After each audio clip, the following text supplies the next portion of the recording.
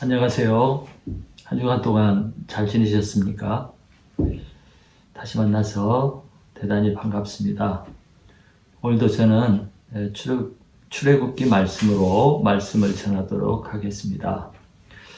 오늘 말씀은 두 군데를 읽겠는데요. 짧으니까 두 군데 다 읽도록 하시기 바랍니다. 출애굽기 11장 1절에서 3절 그리고 12장 35절, 36절입니다. 꼭 읽어보시기 바랍니다.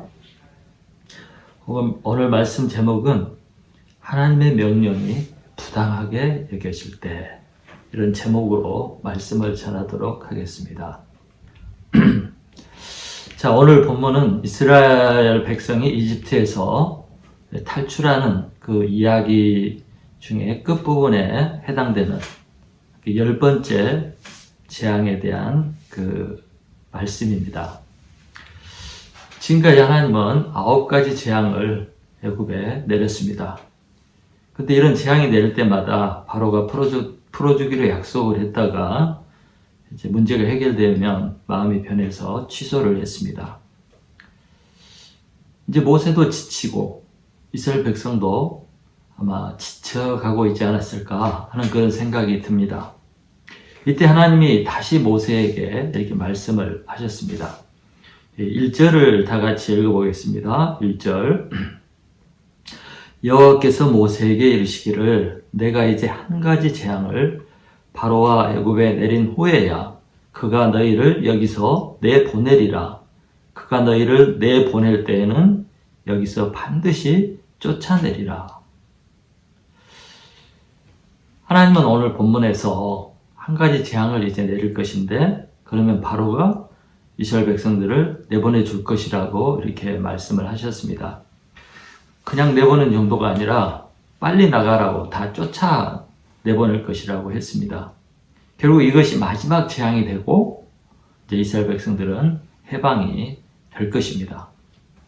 이 마지막 재앙은 우리가 잘 알듯이 장자의 재앙입니다. 장자가 죽는 재앙이죠. 이 재앙이 임했을 때 애굽에 있는 모든 가정에 있는 장자는 사람이나 짐승이나 구별이 없이 다 죽게 되었습니다. 그 결과 이스라엘 백성들은 드디어 애굽에서 해방을 얻게 됩니다. 그런데 이 말씀을 1절에서 하신 다음에 하나님은 그 다음에 이스라엘 백성들에게 이상한 명령을 하셨습니다.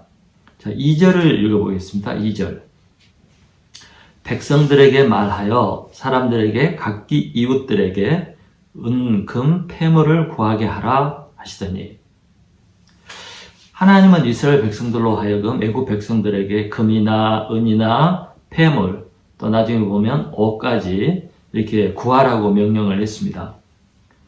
이제 구하다, 그냥 얻어내다, 구하다, 이것을 영어 성경에는 ask로 나와 있습니다. ask는 부탁하다, 요구하다, 그런 뜻이 되겠습니다. 근데 이제 킹제임스 번역에는 바로우로 나와 있습니다. 바로우는 빌리다, 이런 뜻입니다. 만일 하나님이 이런 명령을 할 때 이런 것들을 애국 백성들로부터 사라 이렇게 명령을 했으면 참 이해하기가 쉬울 것입니다. 근데 구하라 이렇게만 나와 있기 때문에 어떻게 해석해야 할지 어려울 수가 있습니다. 그러나 하나님이 사라고 하시지 않은 것을 보면 그냥 구하라, 또 빌리라, 요구해라, 이런 말이 맞을 수가 있습니다. 근데 이제 중요한 사실은 이런 급히 탈출해야 되는 이런 상황을 앞두고 하나님께서 이스라엘 백성들에게, 애굽 사람들에게 금은, 폐물, 귀중품을 요구하라는 이상한 명령을 했다는 것입니다. 그 기간이 얼마 정도 되는지 모르지만 아주 급박한 상황이었습니다. 이스라엘 백성들이 애굽 백성들에게 구해야 될 것은 값싼 것이 아닙니다. 아주 비싸고 귀하고 소중한 것들입니다. 이 비싸고 소중한 것들을 사람들이 누구한테 주려고 비싼 돈을 주고 사서 이렇게 보관하고 있는 것이 아니죠. 또 누가 달라고 하면 이 비싼 걸 어떻게 그냥 주겠습니까? 상식적으로 절대 줄 리가 없지요. 또 누가 돈을 주고 팔라고 한다고 해서 자기가 가지고 있는 소중한 것을 그냥 이렇게 팔 수도 없는 것입니다.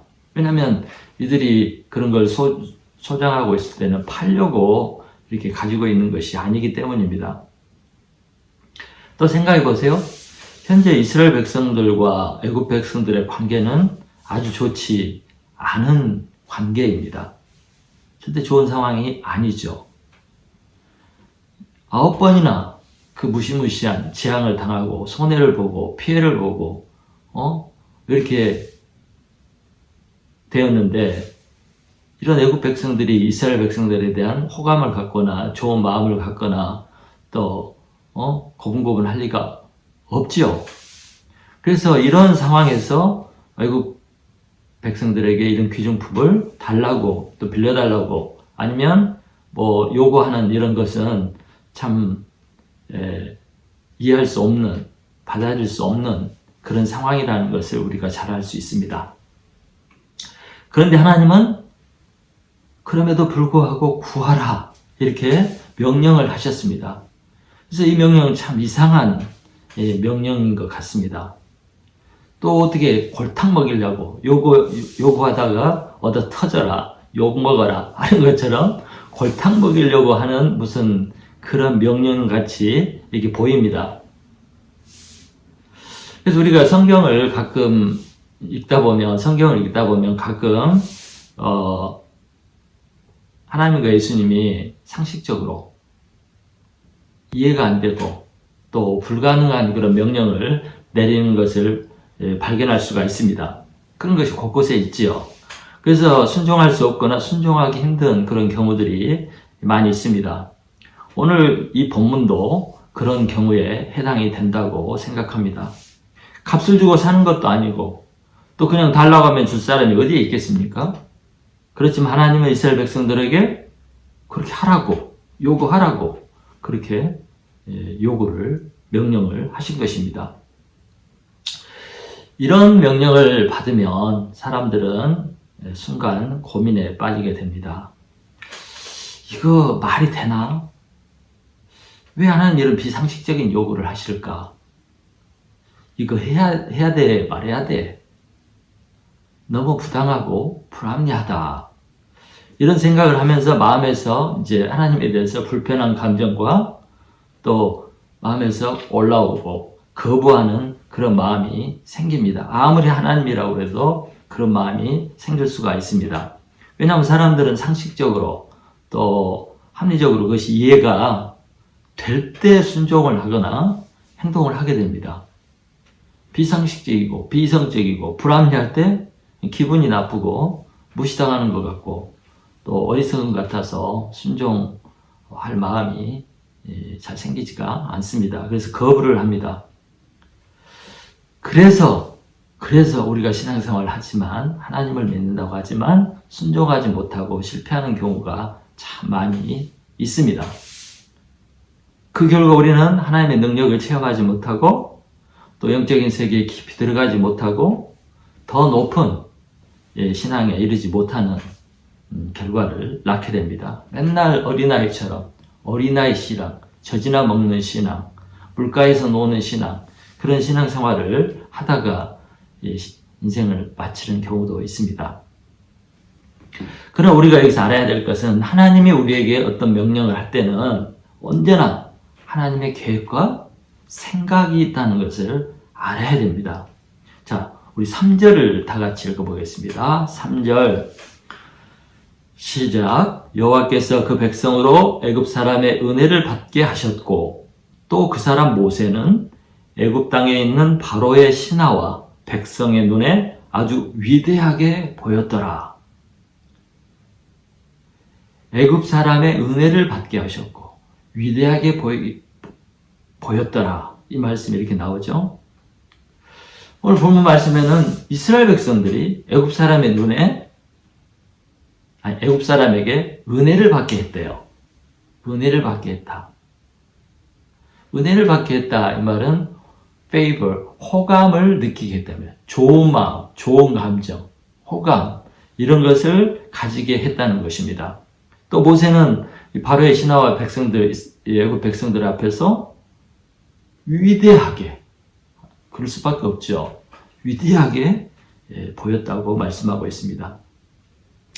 우리는 애굽 사람들이 지금까지 9가지 재앙을 치르면서 이스라엘 백성들에게 엄청난 분노와 미운 마음을 가졌을 것이라고 이렇게 생각할 수가 있습니다. 근데 오늘 말씀을 보면 그렇지 않고 오히려 이스라엘 백성과 모세에 대한 호감과 존경심, 이런 것을 갖고 있다는 것을 알 수가 있습니다. 아마 애굽 백성들이 이렇게 생각했겠죠. 도대체 이스라엘 백성들은 도대체 누구인가? 이 백성들이 섬기는 그 여호와라는 하나님은 누구인가? 모세는 어떻게 이렇게 엄청난 능력을 가진 신의 대언자가 되었을까? 또 이렇게 위대하고 놀라운 신이 우리가 노예로 부리는 이스라엘 백성의 하나님이요, 그런 노예 백성을 사랑하다니 정말 놀랍구나. 그렇게 위대한 신이 이스라엘 백성들의 편이고 그들을 구원하기 위해서 이런 놀라운 기적을 베풀다니 정말 놀랍다. 이들은 우리가 건드려서는 안 되는 사람들이구나 하는 이런 생각과 이런 마음을 가진 것 같습니다. 애굽 사람들은 재앙을 만나면서 고생을 했지만 오히려 이스라엘 백성들에 대한 호감과 존경심을 갖게 되었다는 것을 알 수가 있습니다. 그래서 이스라엘 백성이 은금 폐물을 요구할 때 순순히 은금 폐물을 내어줄 수 있었다는 것이죠. 정말 우리 생각과는 달리 대반전이 있음을 볼 수가 있습니다. 우리 생각과 판단과 전혀 다른 그런 결과가 있다는 것을 알 수가 있습니다. 이것은 모두 사람의 마음을 주관하시는 하나님의 역사입니다. 하나님은 우리가 하나님의 명령에 순종하면 그것이 이루어질 수 있도록 환경을 만드시는 분이심을 우리가 알 수가 있습니다. 그러면 이스라엘 백성들이 이 명령에 순종하였을 때 어떤 결과가 나타났을까요? 그것을 보도록 하겠습니다. 자, 12장, 출애굽기 12장 35절, 36절을 찾아서 같이 읽어보겠습니다. 12장 35, 36절 시작. 이스라엘 백성이 모세의 말대로 하여 애굽 사람들에게 은금 폐물과 의복을 구하매 여호와께서 애굽 사람들에게 이스라엘 백성에게 은혜를 입히게 하사 그들이 구하는 대로 주게 하심으로 그들이 애굽 사람의 물품을 취하였더라. 이스라엘 사람들은 하나님의 명령에 순종해서 애굽 사람들에게 이런 말도 안 되는 요구를 했습니다. 그렇게 순종했을 때 애굽 사람들이 자기 생각과는 다르게 순수하게 가진 것들을 이렇게 내어주었다는 것입니다. 요구한 대로 다 들어주었습니다. 기적이 일어난 거죠. 아마 이스라엘 백성들은 이런 상황을 보고 아마 굉장히 놀랐을 거라고 생각이 듭니다. 이스라엘 백성들이 불합리하다, 부당하다고 생각하고 순종하지 않았더라면 이런 기적을 경험할 수가 없었겠죠. 순종함으로 이런 놀라운 기적을 체험하게 된 것입니다. 이런 예들이 성경에 많이 있습니다. 이제 예수님께서 십자가를 지시기 위해서 마지막으로 예루살렘에 이제 입성하시게 되었습니다. 그런데 성경의 예언대로 예수님은 나귀 새끼를 타고 입성을 해야 됐습니다. 그래서 예수님은 입성하기 전에 제 아들에게 이제 이상한 명령을 한 가지 했습니다. 그것은 어느 집에 가면 집 앞에 나귀 새끼 한 마리가 이렇게 묶여 있을 텐데 풀어와라. 만일 주인이 왜 내 나귀 새끼를 가져가려고 하느냐 이렇게 말하면 주가 쓰시겠다 하라. 이렇게 말하면 그 사람이 순순히 내어줄 것이다. 이렇게 말씀을 했습니다. 제 아들은 너무 이해가 안 되었지만 예수님 말씀에 순종해서 그렇게 갔더니 정말 낙이 새끼가 있었고 풀어가려고 하니까 주인이 왜 그러냐고 했고 주가 쓰시겠다고 하니까 주인이 그냥 순수하게 내어주었습니다. 예수님이 하신 말씀 그대로 된 것입니다. 그래서 제 아들이 순종함으로 말미암아 이런 놀라운 기적을 체험하게 되었습니다. 또 누가복음 6장에 보면 베드로와 예수님이 만나는 장면이 나옵니다. 그 갈릴리 호숫가에서 어부로 생활하는 사람들이 많은데 이런 어부들은 주로 밤에 이렇게 고기를 잡는다고 합니다. 그래서 베드로는 그 전날 밤 밤새 그물을 던졌지만 고기를 한 마리도 잡지 못했습니다. 근데 그 다음날 아침에 이제 예수님이 베드로에게 배를 빌려서 강대상으로 삼고 설교를 한 다음에 베드로를 보답하기 위해서 베드로에게 이제 다시 배를 띄우고 호수에 그물을 던지라고 했습니다. 대낮이었습니다. 이렇게 말을 했을 때 베드로가 물고기 잡는 전문가 베드로가 목수인 예수님의 말씀을 듣고 순종을 했습니다. 그때 베드로가 이렇게 말했습니다. 선생님, 우리들이 밤이 새도록 수고하였을 때 잡은 것이 없지만 내가 말씀에 의지하여 그물을 내리리다. 그 결과 그물이 찢어질 만큼 많은 고기를 잡게 되었습니다. 베드로 평생에 그렇게 많은 고기를 잡은 적이 없었을 것입니다. 예수님은 이미 물고기들에게 명령을 해서 베드로가 그 물을 내리면 그 그물 속으로 다 들어가도록 해놓으신 것입니다. 준비시켜 놓은 것입니다. 그래서 베드로가 순종했을 때 준비된 그 고기를 건져낼 수가 있었던 거죠. 순종하면 이런 기적을 체험하게 되고 예수님은 순종하는 자를 위해서 이렇게 준비해 놓고 계시는 분입니다. 우리는 이렇게 생각하죠. 환경이 준비되고 모든 것이 합리적으로 이해가 되었을 때 순종할 수 있다고 이렇게 생각을 합니다. 그래서 잘 순종을 못하죠. 그러나 오늘 말씀은 하나님은 우리가 먼저 하나님의 명령에 순종하면 하나님께서 친히 모든 것을 준비해 주신다는 것을 알 수가 있습니다. 또 하나님 우리에게 순종을 요구하실 때는 언제나 순종의 결과를, 축복을 예배해 놓고 명령을 하신다 하는 것을 알 수가 있습니다. 그러면 우리는 하나님 명령하실 때 하나님을 믿고 순종만 하면 되는 것입니다. 여러분, 그러므로 하나님이 우리에게 명령하실 때 우리는 내 생각을 부인하고 내 생각이 내가 똑똑하고 내가 이성적이고 내가 맞는 것 같아도 그런 것들을 부인하고 순종을 해야 됩니다. 그렇게 순종하는 사람은 하나님이 예비하신 것을 얻게 되는 것이고요. 하나님의 초자연적인 능력, 기적을 체험하게 됩니다. 그러나 믿지 못해서 불합리하다고 이해가 안 된다고 순종하지 않는 사람은 영원히 그 예비된 것을 얻지 못하고 또 절대 하나님의 능력을 체험하지 못하게 되는 것입니다. 제가 지금 독일로 이제 자비량으로 목회를 하기 위해서 오기로 이렇게 결단했을 때 저도 여러 가지 복잡한 생각이 많이 있었습니다. 저도 인간적이고 또 인간이기 때문에 그렇습니다. 또 지금도 하나님의 부름에 순종해서 독일에 와서 이렇게 목회를 하고 있지만 생활에 대한 걱정을 안 할 수가 없지요. 당연한 거라고 생각이 듭니다. 그런 점에서 저에게 오늘 말씀은 참으로 은혜가 됩니다. 제가 하나님의 부르심과 명령에 순종했기 때문에 이제 하나님께서 내가 걱정하고 염려하는 나머지 일들을 다 책임져 주시고 돌보아 주실 것이라고 저는 믿고 있습니다. 또 제가 계속 이런 믿음을 갖기 위해서 기도하고 또 그런 믿음의 사람이 되기를 기도하고 있습니다. 그러면 왜 하나님은 이스라엘 백성들에게 이런 은금, 폐모 이런 것들을 얻도록 하셨을까요? 왜?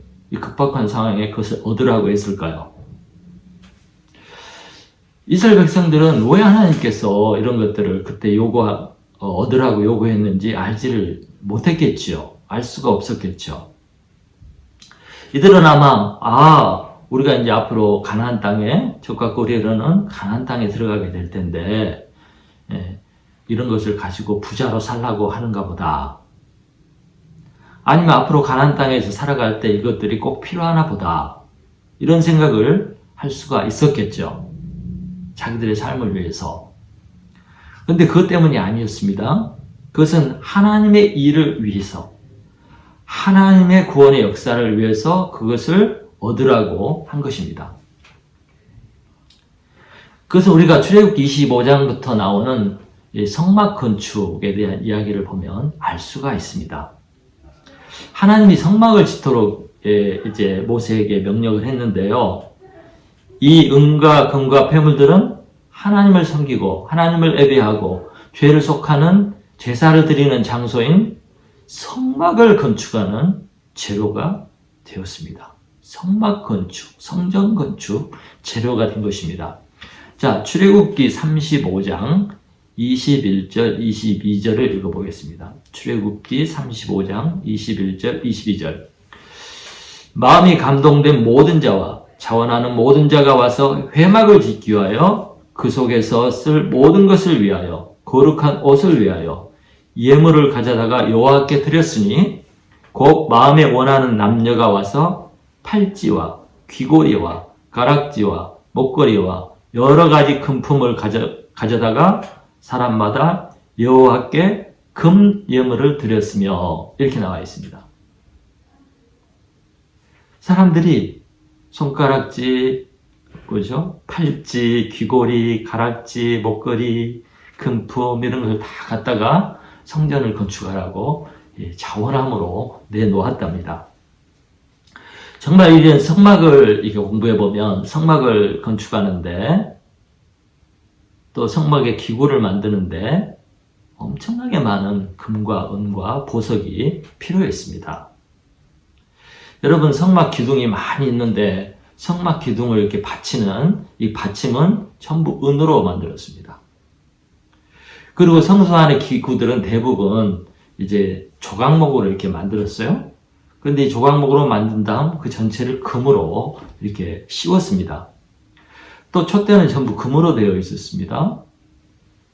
또 여러분 거룩한 옷이라고 나오는데 대제사장이 입는 의복이죠. 아론이 이제 의복을 입고 그 위에 에봇을 걸치고 에봇 위에 판결 흉패를 이렇게 걸쳤는데 달았는데 그 판결 흉패에는 12가지 보석이 이렇게 보석을 박았습니다. 그리고 어깨 견대에도 보석을 박았습니다. 아무튼 이런 성전 건축과 또 거기에 필요한 기구들을 준비하는데 많은 금과 은과 또 이런 보석들이 필요했던 것입니다. 아마 노예 생활하던 이스라엘 백성들에게 이런 금과 은과 폐물이 많이 있었겠습니까? 보석이 있었겠습니까? 그래서 하나님께서는 이스라엘 백성들이 애굽에서 나올 때 그런 것들을 얻어내라고 이렇게 한 것입니다. 그래서 얻어낸 것입니다. 여기서 우리는 이 말씀을 통해서 몇 가지 중요한 진리를 발견할 수가 있습니다. 제가 세 가지로 생각해 보았습니다. 첫째는 하나님 우리에게 어떤 순종을 요구하실 때 그 순종에는 명령에는 반드시 어떤 목적과 뜻, 그 이유가 있다는 것입니다. 괜히 하라는 게 아니죠. 여러분 이스라엘 백성들이 하나님의 명령이 불합리하다고 무시했다면 금은 폐물을 얻지 못했다면 성막 건축에 큰 문제가 생기게 되었을 것입니다. 광야 어디에서 이런 것들을 구할 수 있겠습니까? 불가능하죠. 그래서 하나님은 이걸 아시고 미리 이스라엘 백성들에게 이것을 준비하라고 준비시킨 것입니다. 여러분 이처럼 하나님이 나에게 어떤 명령을 하신 것, 요구하신 것, 하도록 하신 것은 반드시 행해야 되는데 만일 하지 않으면 하나님의 일에 지장이 생기게 되는 것입니다. 불순종. 불순종은 하나님의 계획에 주장을 초래하고 또 하나님의 사역이 진행돼야 되는데 사역을 지연시키고 또 하나님의 일들이 꼬이게 되는 그런 결과를 낳게 됩니다. 불순종이 그렇습니다. 예를 들어서 이렇게 퍼즐이 100조각, 200조각짜리가 있는데 이 퍼즐을 맞춰야 되는데 한 조각이 빠져버렸다. 불순종함으로. 예를 들어 빠져버렸다. 그러면 이 퍼즐은 완성될 수가 없습니다. 또 건물을 짓는데 다 됐어요.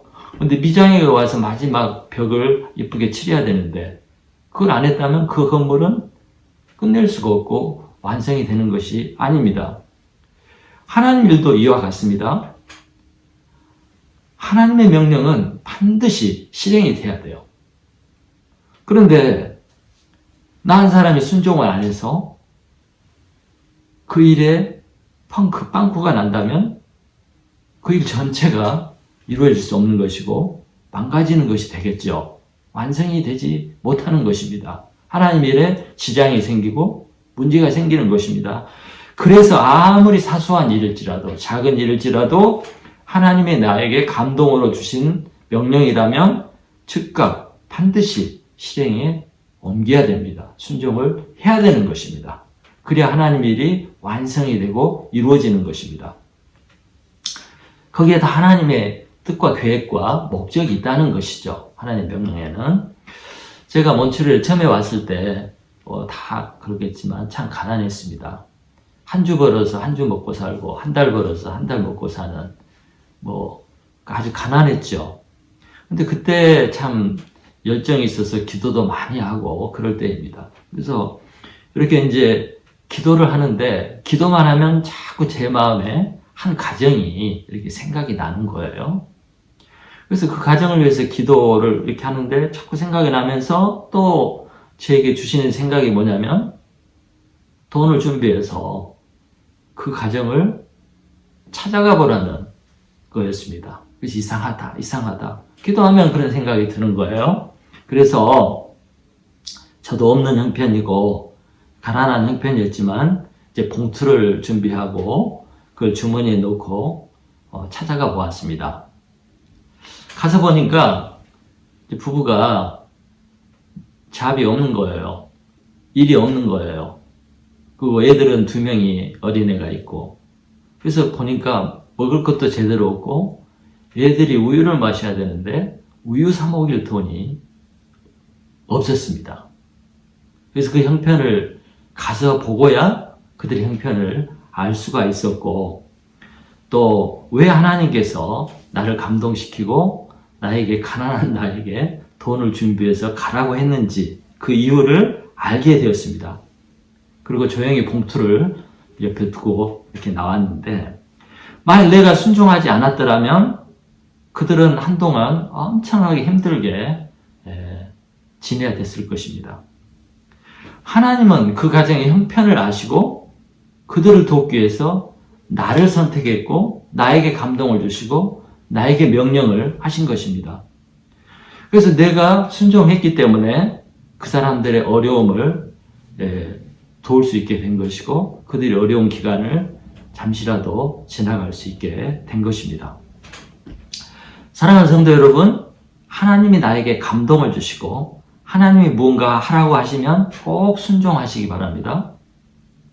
그래야 하나님의 뜻과 계획이 이루어지고 나를 통해 하나님의 걱정거리, 하나님이 염려하는 그 문제가 해결이 되고 하나님의 역사가 순조롭게 진행이 되는 것입니다. 둘째, 이 말씀을 통해서 우리는 세상에 있는 것들을 우리가 얻어야 한다는 것입니다. 애굽은 세상을 의미합니다. 하나님이 없는 세상. 그런데 우리가 이 세상을 구원해야 되지 않습니까? 이 세상을 구원하기 위해서 세상에 있는 것들이 필요하고 하나님의 나라를 건설하는데 이런 세상 것들이 필요하다는 것입니다. 세상에 있는 것들은 다 하나님이 창조하신 것이죠. 그래서 이 세상에 있는 것들을 가지고 세상을 구원하는 것이 우리가 해야 할 일입니다. 여러분, 우리는 세상에 영원히 살지는 않습니다. 그래서 하나님은 이 세상에 소망을 두지 말라고 하셨습니다. 세상에 소망을 두면 낭망하고 후회하게 됩니다. 우리의 소망은 반드시 하나님 나라와 또 하나님 나라의 건설에 있어야 합니다. 그래서 하나님은 세상 것들을 섬기지 말라고 했어요. 그러나 하나님은 세상 것들을 가지지 말라고는 하지 않았습니다. 왜냐하면 이 세상에 있는 것들을 가지고 우리가 하나님을 섬기고 또 하나님 나라를 건설하고 하나님의 사역을 할 수 있기 때문입니다. 그러므로 우리는 세상에 있는 동안 세상에 있는 것들을 얻어야 합니다. 나의 소망을 이루기 위해서가 아니라 이 땅에 소망을 두어서가 아니라 하나님의 나라를 위해서 그런 것입니다. 여러분, 하나님 우리에게 은사를 주시고 능력을 주셨습니다. 이런 은사와 능력을 가지고 최선을 다해서 이 땅에서 무언가를 성취하는 거, 이루는 거, 얻는 거 중요한 것입니다. 그래서 공부에 은사가 있는 사람들은 공부를 열심히 해서 이제 좋은 잡을 얻고 세상으로 말하면 출세도 하고 얻을 수 있는 걸 다 얻어내는 거, 이거 중요하죠. 그리고 좋은 직업을 얻어서 성취하는 거 중요합니다. 또 예능이나 예술에 소질 있는 사람들은 또 이것을 열심히 해서 그쪽으로 성취하고 성공하는 것이 중요합니다. 어떤 분은 또 공부에 은사는 없어도 또 기술이 있고 재능이 있는 분들이 있습니다. 그래서 이런 분들은 열심히 기술을 익혀서 최고의 장인이 되시고, 또 비즈니스 잘하신 분들은 열심히 장사해서 비즈니스에서 부자가 되시고 사업에 성공하고 또 큰 회사도 경영하고, 이런 것들을 열심히 하는 거 참 중요합니다. 이것이 나중에 하나님께 쓰임받는, 하나님께 드려지는 그런 것들이 되는 것입니다. 이스라엘 백성들이 애굽에서 얻은 재물로 광야에서 성막을 세웠던 것처럼 이런 우리가 얻은, 세상에서 얻은 이런 것들로 하나님 나라를 건설할 수가 있는 것입니다. 그럼 우리가 이 땅에서 얻을 수 있는 것이라면 얻는 것이 하나님의 뜻이고, 또 이걸 통해서 하나님 구원 역사에 쓰임받을 수 있는 것입니다. 자, 세 번째, 오늘 말씀을 통해서 또 배워야 할 것은 하나님이 나에게 무엇인가 좋은 거, 이걸 주셨다면 그것은 철저하게 하나님과 하나님 나라를 섬기기 위해서 주었다는 것을 알아야 됩니다. 이게 참 중요한 것입니다.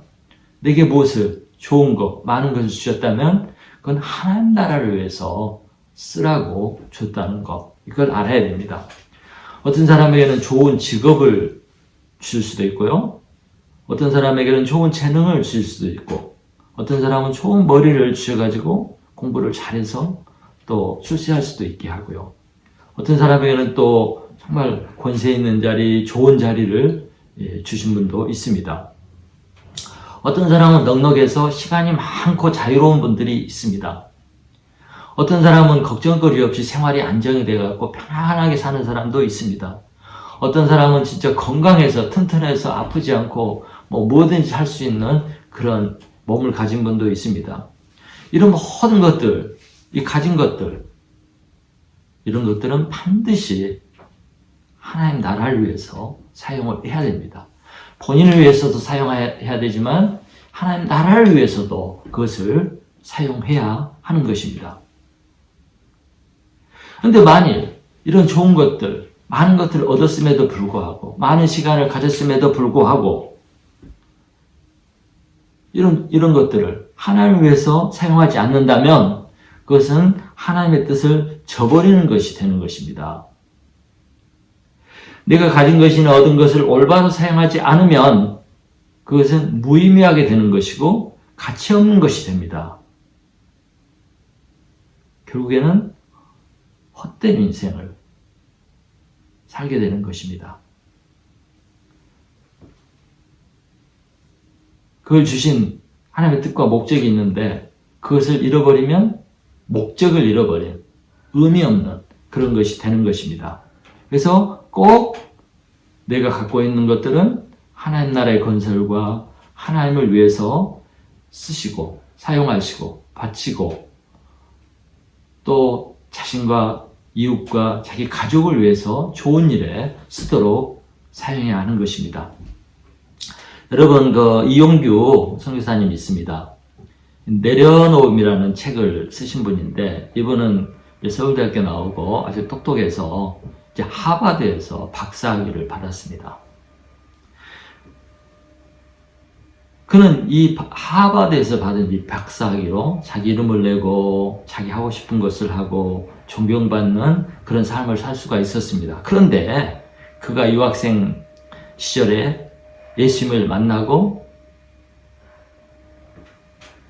이 예수님을 위해서 자기 하버드 박사학위를 내려놓고 몽골로 선교사로 갔습니다.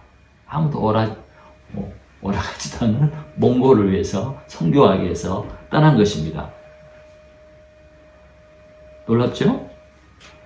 그래서 이제 그가 몽골에 가서 하나님을 위해서 선교하고 있을 때 하나님께서 그에게 이제 때가 되어서 그 학위를 가지고 몽골에 대학을 세우고 이 대학을 통해서 이제 선교 사역을 계속 할 수 있게 되었습니다.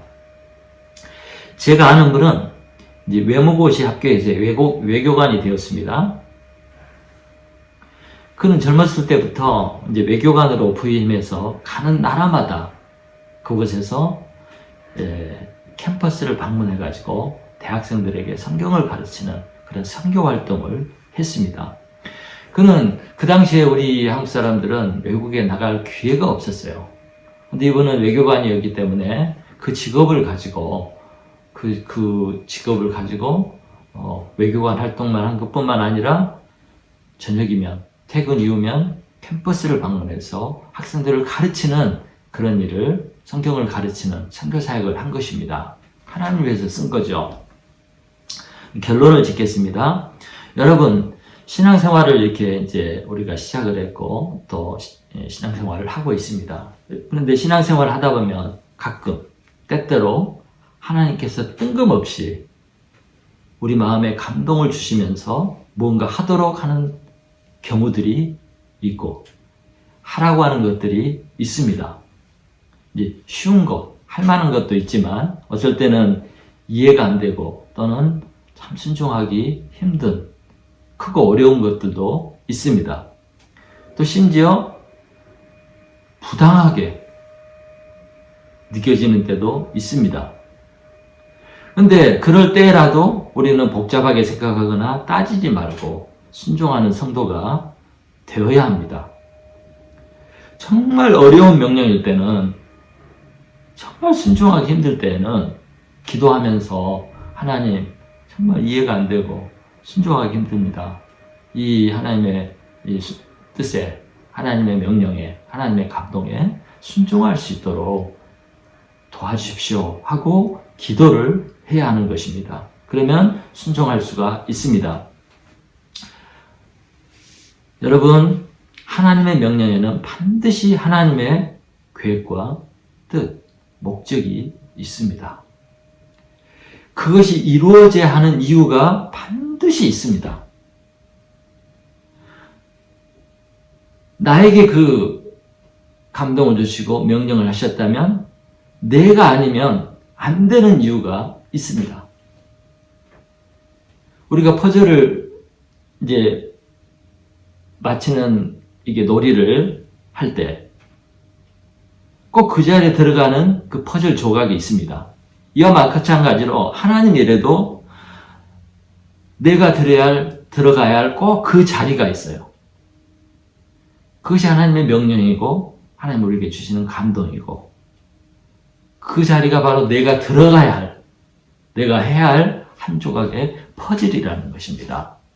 퍼즐 조각이라는 것이죠. 그래서 우리는 이 퍼즐 조각이 다 완성이 되도록 순종을 해야 되는 것입니다.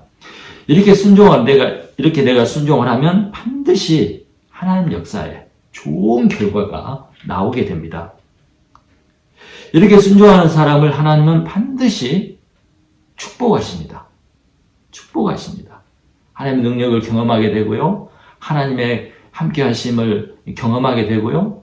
또 하나님이 나를 위해서 예비하신 그 축복을 얻게 되는 그런 경험을 하게 되는 것입니다. 그리고 하나님은 이렇게 순종하는 사람에게 더 많은 것을 주십니다. 왜냐하면 순종할 줄 아는 사람이라야 무엇을 주고 많이 주었을 때도 욕심을 부리지 않고 또 그것을 하나님께 내어놓을 수 있다는 것을 하나님이 아시기 때문에 그렇게 하는 것입니다. 그래서 내가 순종을 하면 하나님은 얘 순종하네? 더 줘도 되겠네? 또 내가 더 많은 것을 받았을 때 또 하나님을 위해서 일부를 내어놓으면 이놈 봐라, 정말 순종을 제대로 할 줄 아네? 내가 이놈한테는 모든 것을 맡겨도 모든 것을 주어도 걱정 안 하겠구나. 또 하나님을 위해서 나를 위해서 언제든지 순종할 수 있는, 내어놓을 수 있는 그런 사람이구나 하기 때문에 그 사람을 신뢰하고 마음껏 축복을 하고 마음껏 맡기고 마음껏 큰 것을 주시는 것입니다. 그것이 비밀입니다. 사랑하는 성도 여러분, 우리의 삶, 우리의 인생은 하나님 나라를 건축하는 일을 위해서 존재하는 것입니다. 구원 사역을 위해서 존재하는 것입니다. 내 삶은 반드시 하나님께 쓰여지고 하나님께 쓰임받기 위해서 존재하는 것입니다. 그러므로 여러분, 하나님이 쓰시겠다고 하면 하나님, 내가 준비되었나이다. 나를 사용해 주시옵소서. 나를 사용하시옵소서. 이렇게 순종을 해야 합니다. 그것이 오늘 우리에게 하나님께서 가르쳐 주시는 교훈이라고 이렇게 생각을 합니다. 사랑하는 성도 여러분, 불합리해도 부당하다고 여겨질 때도 하나님의 명령에는 순종하시고 또 그렇게 함으로써 하나님 나라와 하나님의 영광을 위해서 귀하게 쓰임받는 저와 여러분이 되시기를 간절히 축원합니다.